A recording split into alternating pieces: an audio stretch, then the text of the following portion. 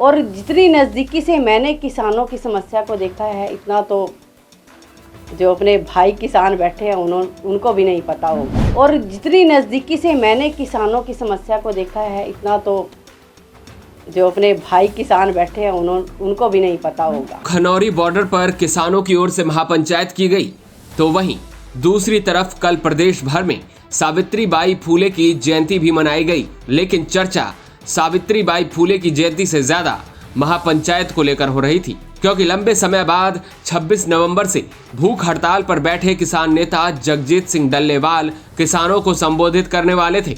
चर्चा थी कि डल्लेवाल अपने संबोधन में क्या कहेंगे। हालांकि पिछले 11 महीनों से खनौरी बॉर्डर और शंभू बॉर्डर पर चल रहे किसान आंदोलन से कई बड़े किसान संगठनों ने दूरी बना रखी है। बावजूद इसके खनौरी बॉर्डर पर हुई महापंचायत में किसानों का हुजूम देखने वाला था। हजारों की संख्या में किसान डल्लेवाल को सुनने के लिए पहुंचे थे।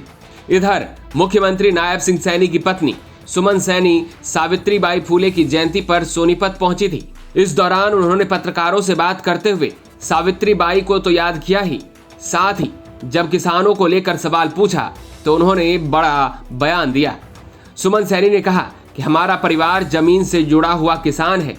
जितना नजदीकी से हमने किसानों की समस्याओं को देखा, इतनी नजदीकी से धरने पर बैठे किसानों को भी नहीं पता। जो महिलाओं के लिए उन्होंने किया, उस टाइम के अंदर जब कोई महिला स्कूल नहीं जाती थी, एक दहशत के माहौल के अंदर वो पढ़ाने के लिए जब निकलती थी तो एक साड़ी अपने थैले के अंदर डाल के चलती थी वो। और आज उसी का परिणाम है कि हम महिलाएं साक्षर हैं और हम पढ़े लिखे हैं। मैं माता सावित्रीबाई को सत सत नमन करती हूँ। और नरेंद्र भाई मोदी जी की जो महिलाओं को लेकर सशक्त करने की नीति है, और हरियाणा में चाहे 50% की भागीदारी हम महिलाओं की पंचायत चुनाव में है, चाहे 33% का आरक्षण की बात हो, चाहे बेटी बचाओ बेटी पढ़ाओ की बात हो, चाहे नारी शक्ति अभिनंदन की बात हो, चाहे उज्ज्वला योजना की बात हो, चाहे समृद्धि योजना की बात हो, अनेकों योजनाएं हरियाणा के अंदर महिलाओं के लिए चली हुई हैं।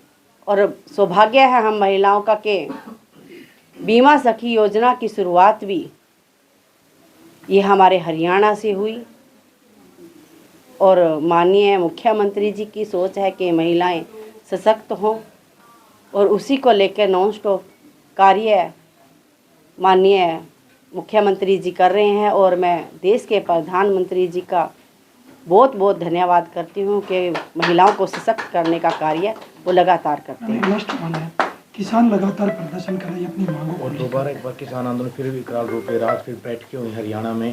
कहना ये यहाँ तक है कि बीजेपी ये चाह रही है कि डल्लेवाल जी एक्सपायर हो जाए। नहीं, ऐसा तो नहीं है, उसके ऊपर विचार हो रहा है। और हरियाणा तो भारत का पहला राज्य बना है जो 24 फसलें MSP पर माननीय मुख्यमंत्री जी ने दी है। और मुख्यमंत्री जी ने कहा है भी जो भी मांगे होंगी, अभी पिछले दिनों CM रेजिडेंस में मीटिंग भी थी किसानों को लेके, और माननीय मुख्यमंत्री जी कहते कि सहयोग है, क्योंकि हम किसान परिवार से आते हैं, छोटे परिवार से आते हैं। मैं खुद किसान की बेटी हूँ और किसान ही परिवार में गई हूँ मैं, और ज़मीन से जुड़े हम लोग हैं। और जितनी नज़दीकी से मैंने किसानों की समस्या को देखा है, इतना तो जो अपने भाई किसान बैठे हैं उनको भी नहीं पता होगा।